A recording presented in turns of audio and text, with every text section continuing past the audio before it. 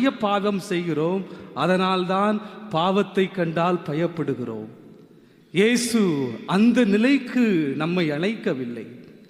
பாவிகளை தேடி, வாழ்வில் தீயவர்களை தேடி, பாவ சேற்றிலே உலர்ந்தவர்களை தேடி சென்று அவர்களுக்கு ஒளியாக இருக்கக்கூடிய அந்த அலைத்தலைத்தான் ஞானஸ்தானத்தில் நமக்கு கொடுத்தாரே தவிர பாவிகளை வெறுக்கவோ இல்லை அவர்கள் மீது இரக்கம் காட்டாமல் இருப்பதோ நாம் ஞானஸ்தானத்தின் மீது பெற்றுக்கொண்ட அருள் அல்ல. முதல் வாசகம் எசாயா புத்தகம் இதை அழகாக சொல்கிறது. நீங்கள் உண்ணா நோன்பிருந்து மன்றாடுகிறீர்களே, உபவாசம் இருந்து மன்றாடுகிறீர்களே, இதுவா நான் விரும்புகிற நோன்பு? இதுவா நான் ஆசைப்படுகிற ஒன்று? நான் ஆசைப்படுகிற நோன்பு கம்பேஷன், இரக்கம் காட்டுதல். யார் மீது இரக்கம் காட்டுதல்? கடவுளுக்கும் மனிதனுக்கும் ஒரு மனிதன் துரோகம் செய்திருந்தாலும் அந்த மனிதனுக்கு உங்களுடைய தொடுதல் தேவைப்படுகிறது. இது அன்னை தெரசாவினுடைய வாழ்வில் நடந்த ஒரு உண்மையை உங்களுக்கு சொல்ல ஆசைப்படுகிறேன். அன்னை தெரசாவினுடைய அந்த கான்வென்டில் ஒரு சிஸ்டர் பயிற்சி எடுக்கிறார்கள். பல பயிற்சிகளை முடித்துவிட்டு பணி வாழ்வுக்கு தயாராக இருக்கும் பொழுது தொழு நோயாளிகளுடைய வார்டுக்கு அவர்களுடைய பணி கொடுக்கப்படுகிறது. தொழுநோயாளிகளின் உள்ளே ஒவ்வொரு ஸ்டெப்பையும் எடுத்து வைக்க அவர்களால் அந்த இடத்தை நிற்க முடியவில்லை. வாமிட் வருகிறது. அன்னையை பார்த்து சொல்கிறார்கள், அந்த இடத்தை என்னால் நெருங்கவே முடியவில்லை, நான் என்ன செய்ய வேண்டும்? அன்னை சொல்கிறார்கள், நீ போய் 1 மணி நேரம் நற்கருணை நாதர் முன்பு ஜெபி, அதன் பிறகு என்னை வந்து சந்தி என்று. அந்த பயிற்சி பெறுகிற அந்த பெண் 1 மணி நேரம் நற்கருணையை ஆண்டவரை சந்தித்து விட்டு அன்னை தெரசாவிடம் செல்கிறார். அன்னை தெரசா சொல்கிறார்கள், நீ யாரை சந்தித்தாய், யாரோடு பேசினாய் என்று கேட்டார்கள்.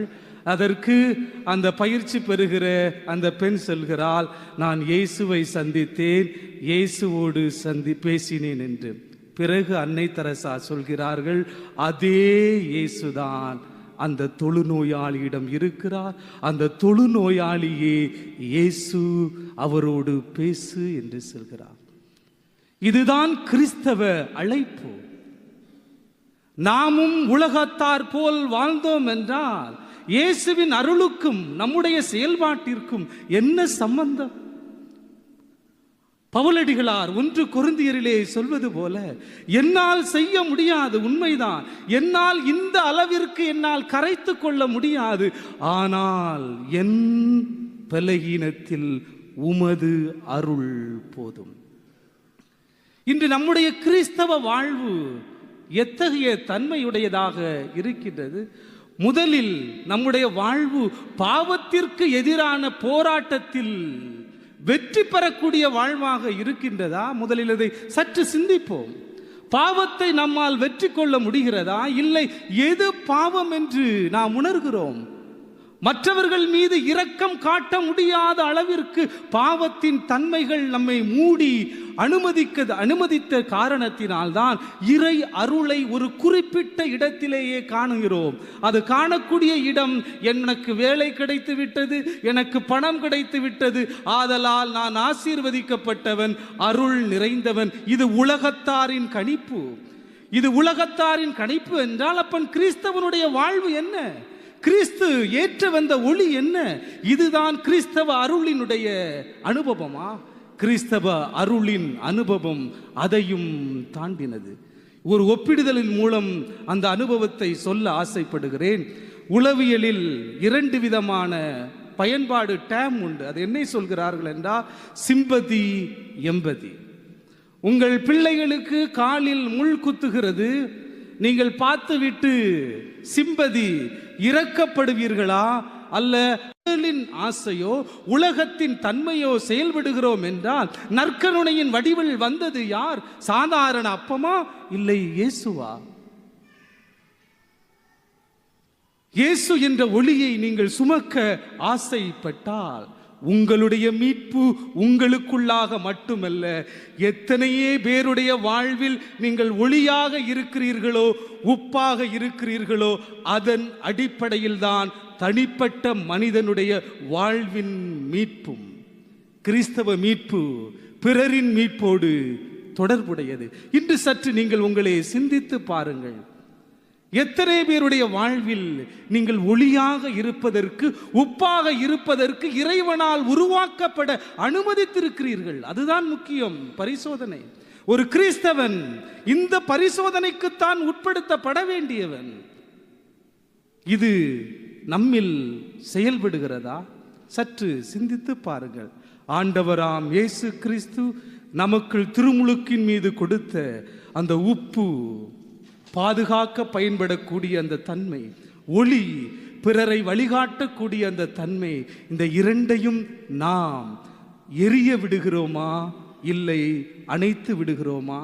சிந்தித்து பார்ப்போம்.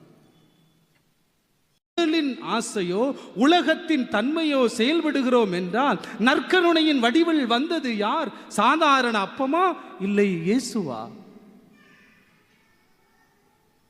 இயேசு என்ற ஒளியை நீங்கள் சுமக்க ஆசைப்பட்டால், உங்களுடைய மீட்பு உங்களுக்குள்ளாக மட்டுமல்ல, எத்தனையே பேருடைய வாழ்வில் நீங்கள் ஒளியாக இருக்கிறீர்களோ, உப்பாக இருக்கிறீர்களோ, அதன் அடிப்படையில் தான் தனிப்பட்ட மனிதனுடைய வாழ்வின் மீட்பும்.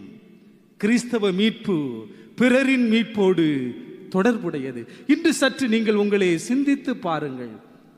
எத்தனை பேருடைய வாழ்வில் நீங்கள் ஒளியாக இருப்பதற்கு, உப்பாக இருப்பதற்கு இறைவனால் உருவாக்கப்பட அனுமதித்திருக்கிறீர்கள்? அதுதான் முக்கியம். பரிசோதனை. ஒரு கிறிஸ்தவன் இந்த பரிசோதனைக்குத்தான் உட்படுத்தப்பட வேண்டியவன். இது நம்மில் செயல்படுகிறதா? சற்று சிந்தித்து பாருங்கள். ஆண்டவராம் இயேசு கிறிஸ்து நமக்கு திருமுழுக்கின் மீது கொடுத்த அந்த உப்பு, பாதுகாக்க பயன்படக்கூடிய அந்த தன்மை, ஒளி, பிறரை வழிகாட்டக்கூடிய அந்த தன்மை, இந்த இரண்டையும் நாம் எரிய விடுகிறோமா, இல்லை